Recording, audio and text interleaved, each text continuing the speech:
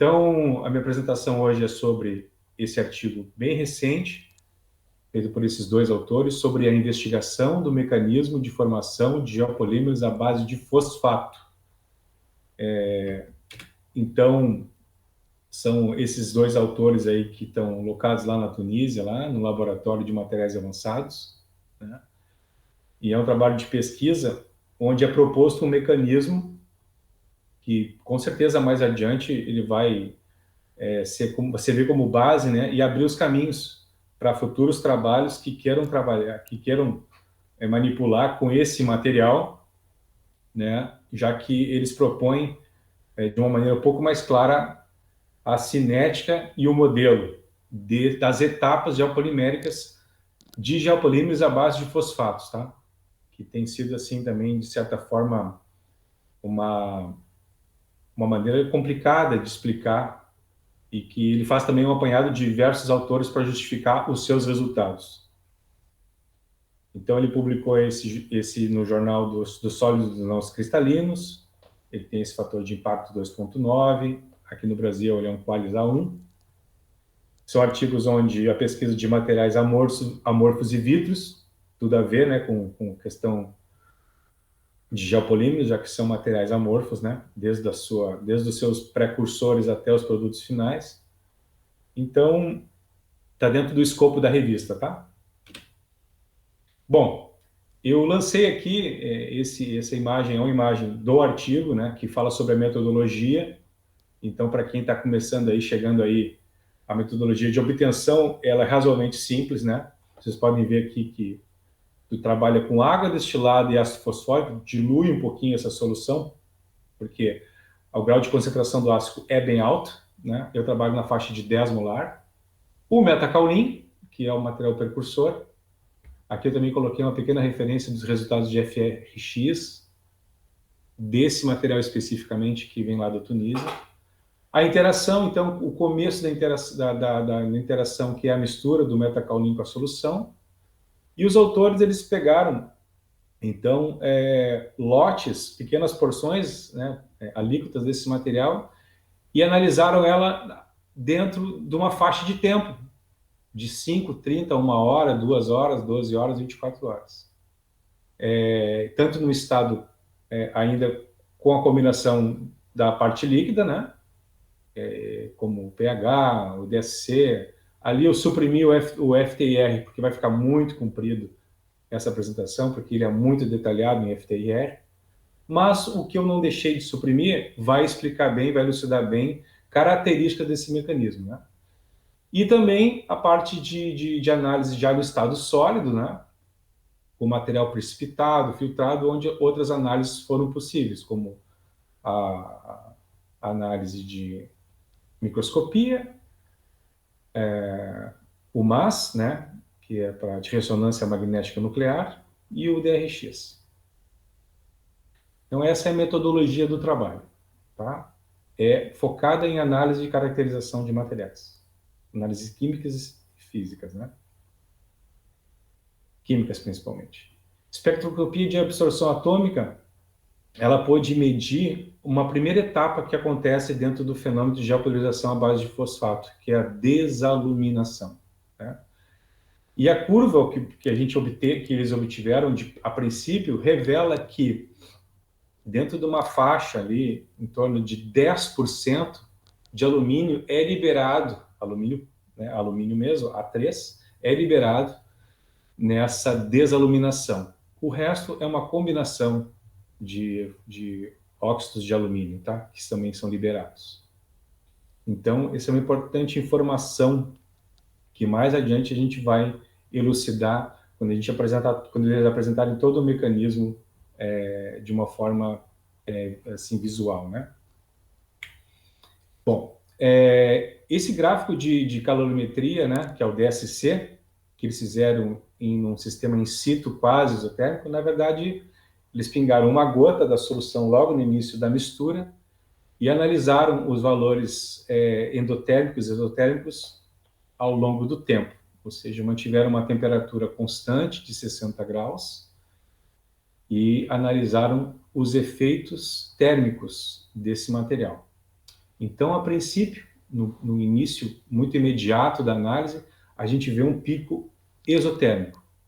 Esse pico exotérmico está relacionado ainda a hidroxilas residuais do metacaulim, porque o metacaulim, na verdade, ele é oriundo do caulim, que passa por um processo térmico, onde são extraídas essas hidroxilas e ele passa a ser um material mais reativo, sem essas presenças de hidroxilas. Mas esse material tem um certo nível residual, e quando esse material entra em contato com a solução ácida, né, há uma combinação dessas hidroxilas e há uma reação, uma formação de produtos, né, água, né? Então, revela esse pico exotérmico bem inicial ali.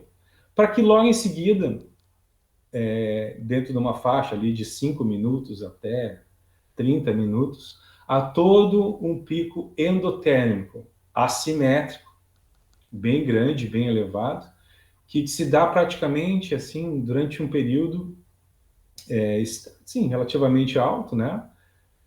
Vai até 40, 50 minutos, e começa a diminuir sua velocidade.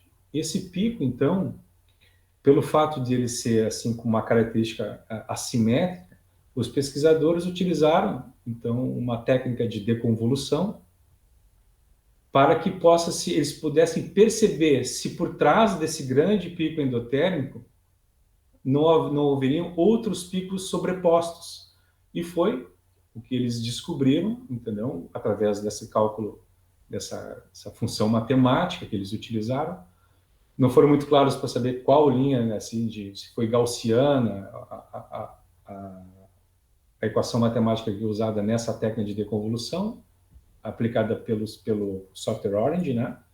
Utilizaram Orange, explicam isso, comentam isso no artigo, mas eles descobriram, então, 2 picos endotérmicos. Então, existem reações depois da desaluminação, durante a desaluminação, ou seja, que é o rompimento de cadeias do metacaulim, porque o metacaulim é formado por camadas de silicato e aluminato, né? Esse rompimento, essa quebra de cadeias dessas camadas, que também a gente inclui o processo de desaluminação, que revelaram esse grande pico endotérmico, mas que acontece também simultaneamente várias quebras distintas, simultaneamente dentro do tempo. Não é uma sequência de quebras, mas sim coisas que acontecem em tempo, assim, uma sobre a outra. Por isso, utilizaram a técnica para perceber isso, né? Então, essas quebras associadas à camada do alumínio, a camada também que tira alumínio junto com o silício, né? Tira a camada, não separa o silício ali naquele momento, né?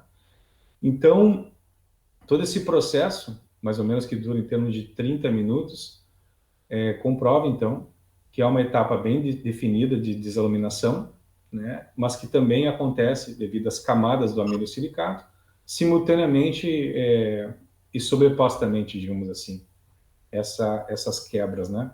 Desses picos onde há um rompimento dessa dissolução, entre aspas, do alumínio silicato.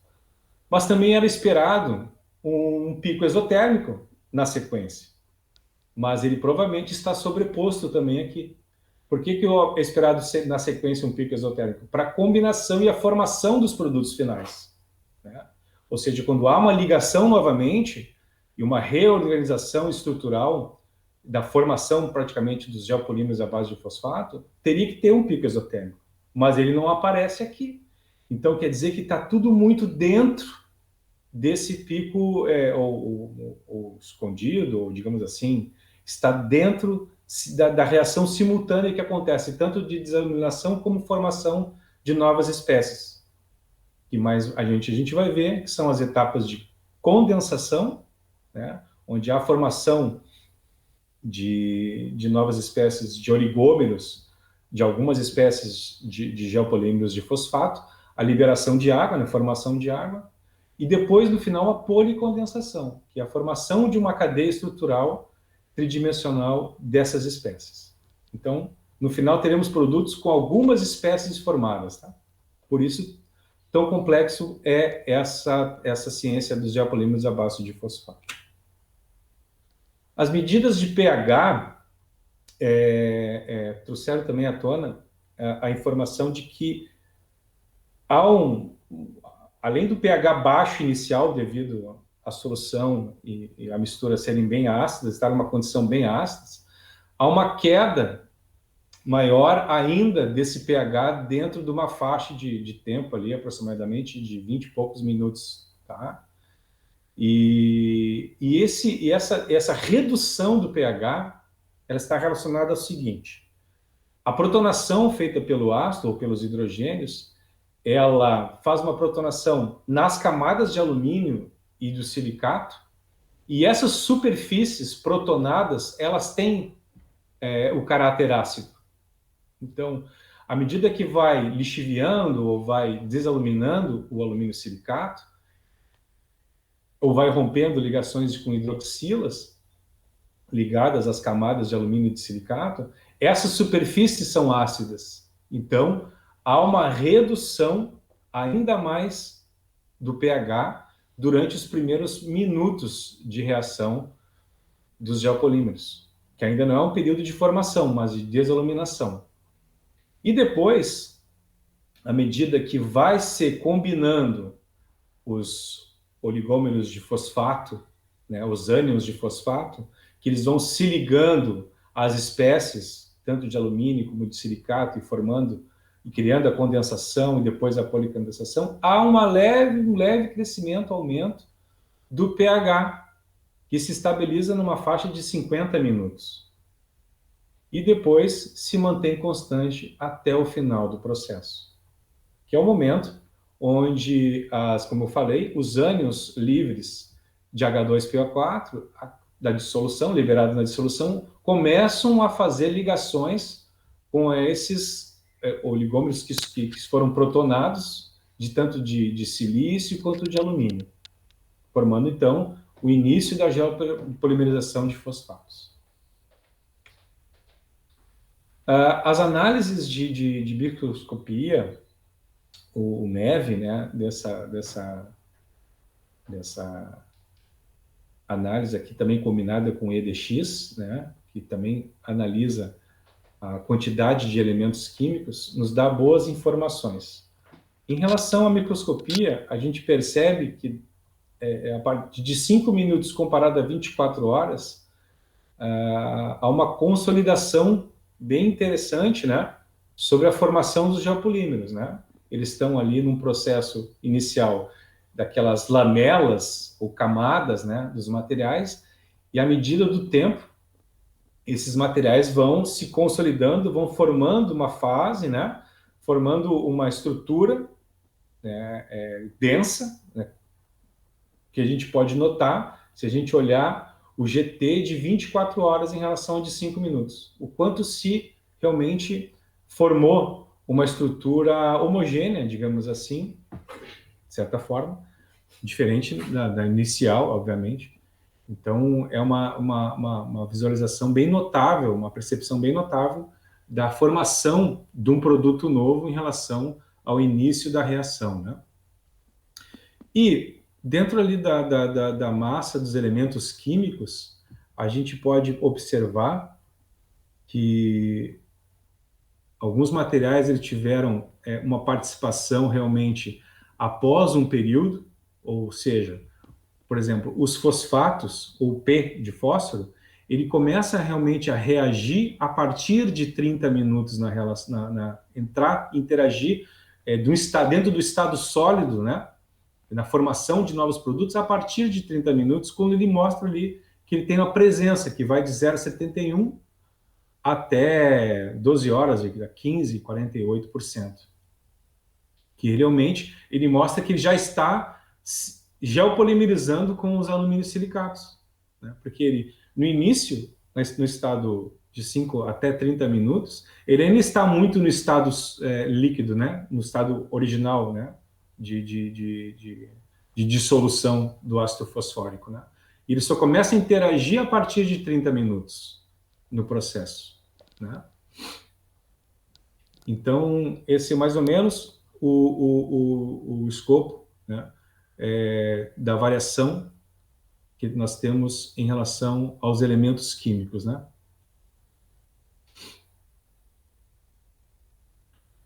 Em relação à difração de raio-x,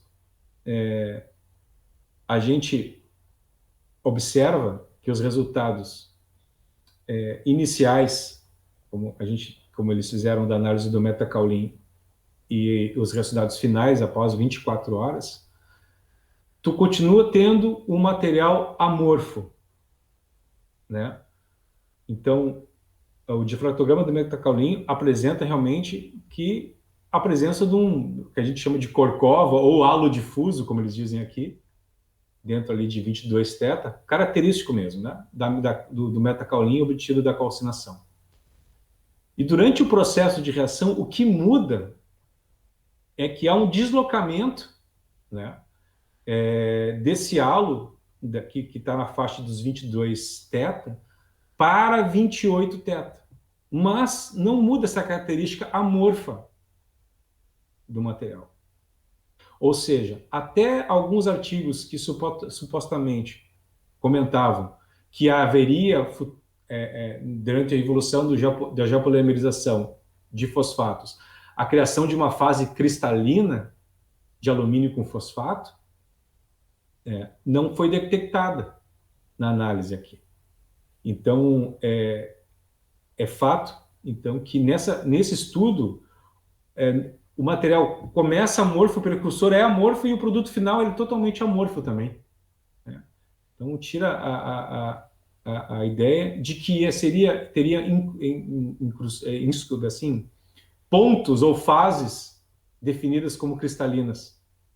Né? Esse fosfato de alumínio que vai ser gerado, a gente vai ver isso, vai ser gerado no final como um dos produtos finais desse composto de geopolímero de fosfato, ele é amorfo. E isso apresenta muito bem aqui na difração de raio-x. A ressonância magnética nuclear, utilizada aqui, com ângulo mágico, a MAS, né, ela analisa como o número de coordenação que estão os elementos químicos principais dos geopolímeros, que é alumínio, o silício e o fósforo. E a mudança que acontece com eles ao longo do processo de geopolimerização.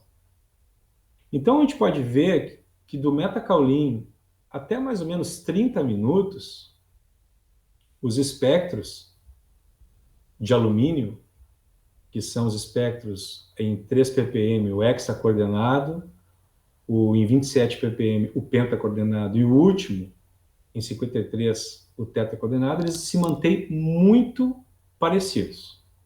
Né? Mas a partir de 30 minutos, a gente percebe que aqueles alumínios que têm maior número de coordenação e que têm, por sua vez, elementos ligados, elementos como a hidroxila ligados a eles, são os que são mais, entre aspas, assim, fáceis de serem rompidos, ou seja, que são os alumínios que vão entrar no processo de desaluminação, que vão sofrer a desaluminação. Então, eles começam a sumir do nosso campo visual, né? E eles somem completamente, gerando a formação de um outro que a gente vai ver agora a seguir, né? Que após 12 horas de reação, o alumínio tanto o alumínio tetracoordenado, ele passa de 53 para 43, que confirma a formação de uma rede de gelopolimérica de alumínio. E outra ressonância que é importante, centrada em menos 12 ppm, é a ressonância que exibe a forma assimétrica e que levou esse estudo aqui também de uma análise de convolução, né, para que se pudesse enxergar que esse pico, que se deslocou para menos 12, é atribuído às posições coordenadas do alumínio na estrutura do silicato de alumínio condensado. Né? É uma perspectiva que essa ressonância indica a presença das unidades geopoliméricas de silício, oxigênio, alumínio e fósforo, ou seja, já numa fase já em que o fósforo começa a se combinar e criando uma rede estrutural sólida, gerando então, na verdade, os geopolímeros à base de fosfato. E a última ressonância, a segunda ressonância observada em menos 18, é atribuída ao ambiente de redes de fosfato de alumínio polimerizado, ou seja, a combinação daqueles alumínios que foram totalmente arrancados do metacaolin, né, em forma de alumínio, e que se combinaram com os fosfatos, que gerou uma rede, então, de alumínio, oxigênio e fosfato. A ressonância a ressonância magnética em relação ao fósforo gera uma formação de fases poliméricas de fosfato, e ela só acontece a partir dos 30 minutos. A gente pode ver que de 5 a 30 minutos, o fósforo não está combinado em nada na estrutura sólida do geopolimérico. Ele continua em solução, né? Enquanto está acontecendo um processo de desaluminação, ele continua em solução, né? E somente após os 30 minutos, que mostra a presença de uma ressonância que está centrada em 16, em menos 16, né?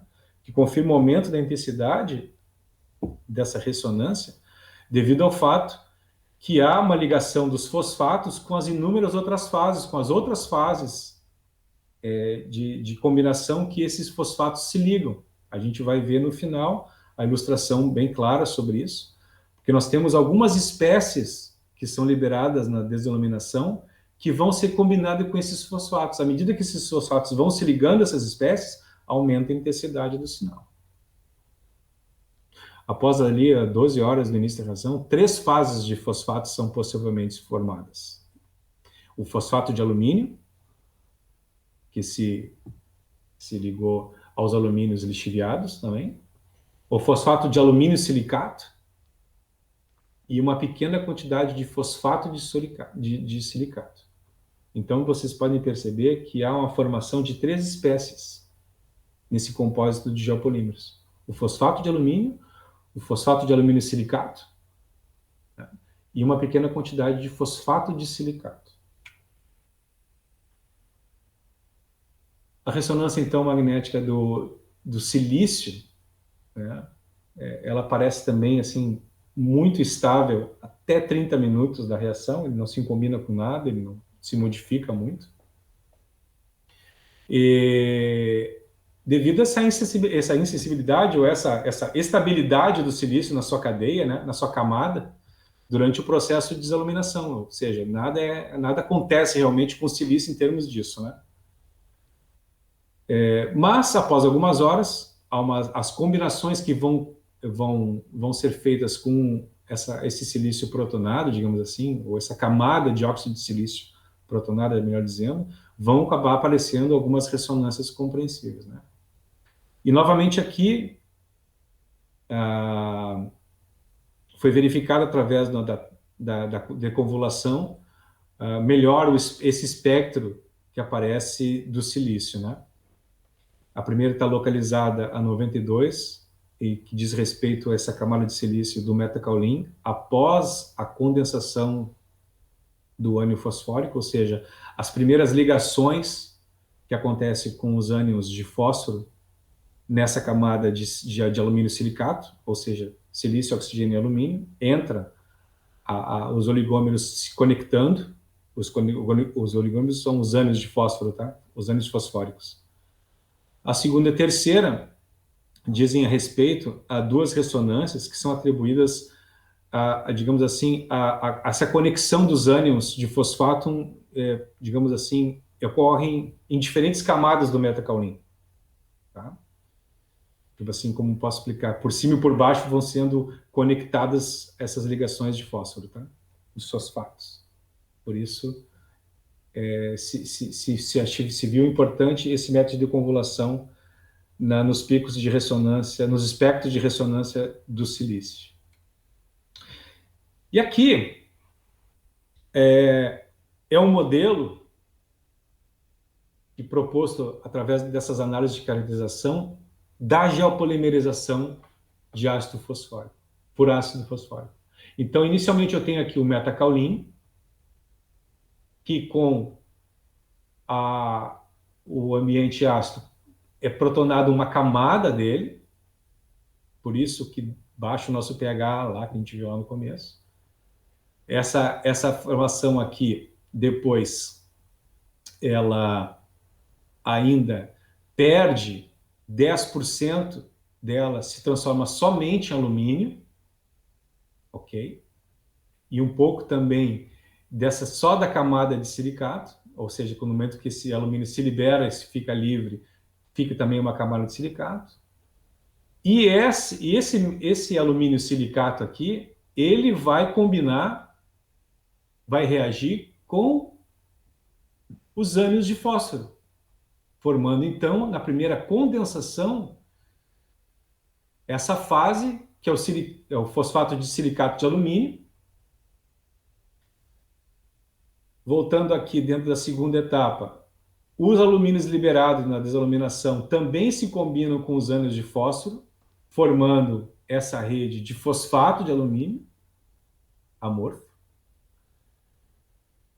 A camada de silício e de silicato, ela também se liga a ânions de fósforo, formando o fosfato de silício na condensação, e uma pequena parte desses silicatos acaba formando uma rede ou uma estrutura de sílica amorfa no processo de condensação. Essa etapa, terceira etapa, ele policondensa, ele condensa apenas as primeiras unidades. E essas unidades passam por um processo final de policondensação, onde sai a água e formam as redes ou as estruturas de silicato, de fosfato de silicato de alumínio, formam o fosfato de alumínio, formam também o fosfato de silicato e ainda uma rede, uma estrutura de sílica amorfa. Todos esses elementos formam os geopolímeros de fosfato. Os geopolímeros de fosfato são uma combinação de todos esses elementos, sendo que 90% desses elementos são de alumínio e silicato, fosfatos de alumínio e silicato. E os outros 10% são divididos entre os fosfatos de alumínio, os fosfatos de silicato e a sílica amorfa. Então, para vocês terem uma ideia de como é complexo e como, na verdade, se transforma também num compósito, né, de várias fases, digamos assim, de materiais combinados com ânions de fosfato. Então, a geopolimerização ele é um processo complexo por ser rápido, muitas sínteses desse processo acontecem muito simultaneamente, né? E foi necessário para esse trabalho uma série de diferentes protocolos de análise de caracterização para poder elucidar melhor a formação e o mecanismo da estrutura geopolimérica, né, de fosfatos. Essa etapa inicial, uma etapa de desaluminação também, que ocorre nos primeiros 30 minutos, ela também precisa ser mais aprofundada e estudada, porque ela é também complexa e sobrepõe uma série de reações de quebra que não são tão bem definidas assim, mesmo com esse estudo. O processo de condensação, ele é um processo que se divide também em etapas, porque nós temos 4 ali espécimes que estão sendo formadas. E a terceira etapa de policondensação, onde vamos extrair a água e aí formar essa grande estrutura composta por algumas fases distintas, né? Que na verdade podemos até definir como um compósito geopolimérico à base de fosfato. E, enfim, é o que a gente pode entender desse processo complexo, interessante, né? Praticamente uma ciência voltada praticamente aos geopolímeros à base de fosfatos, devido às sua cinética, né, característica, e um produto também muito característico que nós estamos estudando hoje. Acho que esse produto, né, professor, somente esse produto aí poderia render um doutorado, né? Então, como prós desse trabalho, eu vejo assim que ele é um trabalho que dá as bases do mecanismo, tá? Então, dentro desse mecanismo, dessas diferentes fases, acho que os cientistas vão, os pesquisadores vão trabalhar um pouco mais para entender um pouco mais, né? Contras, eu não sei se teria contras, mas eu acho que ficaria talvez também mais completo, mas também talvez muito grande, uma avaliação das propriedades mecânicas, verificação de densidade, porosidade também, porque a metodologia ela focou, a pesquisa focou mais na análise, né, e caracterização, e também não na formulação das amostras, que muitas vezes ela requer cuidados porque são fontes diferentes de caulinita. As caulinitas não são iguais, né, ao redor do mundo, né? Então elas têm essas características diferentes, né? Então as suas formulações passam também por uma verificação estequiométrica adequada para cada um desses materiais, que a gente vai ver isso, que a gente vê lá no começo, no primeiro FRX e etc. Eu acho que é um trabalho que tem muita relevância, né, na área, né? Ele traz uma certa clareza, né, para esse modelo complexo. Para mim, ele trouxe um entendimento melhor, né, obviamente, contribuiu. Para o laboratório, eu acho que para futuras pesquisas, né, aprofundar numa aplicação na área de biomateriais, esse material, ele sozinho, sem nenhuma outra combinação, acho que seria bem interessante. Trabalhos futuros eu vejo assim, uma combinação com outros materiais, como outras formas de fosfato, no caso dos fosfatos de cálcio, como a gente está trabalhando no doutorado aqui, no meu doutorado. Combinação com outros materiais cerâmicos, talvez fosse possível. Materiais poliméricos naturais, os biopolímeros naturais. E também com aditivos e fibras, né? Acho que também